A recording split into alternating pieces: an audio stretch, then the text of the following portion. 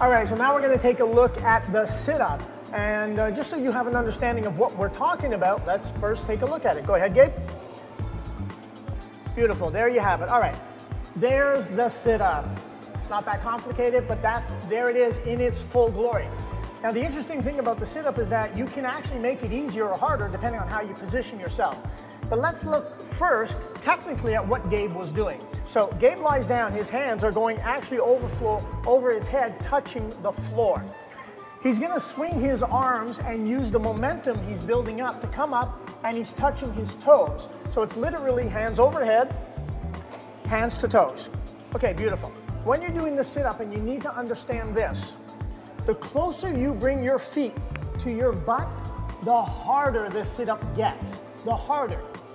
The more you extend your legs out without going straight, the easier it gets.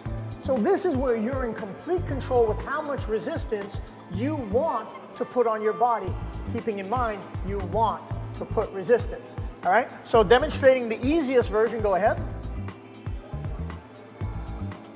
Yep, beautiful.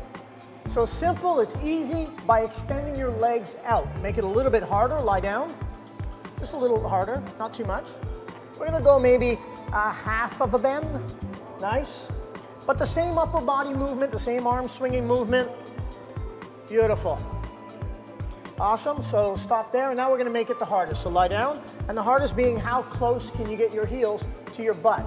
And again, your hands touching overhead, coming right up. Beautiful.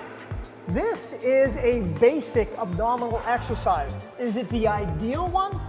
No, and we're not suggesting it is, but it's a basic movement that is a good movement for you to learn, to utilize in your progression to making your abdominal section, which has now come commonly known as the core, but it's really your midline stabilization muscles, how to make those muscles progressively stronger so it will benefit you from not only having a strong abdominal area, but also your lower back, and hopefully eliminate a lot of lower back pain.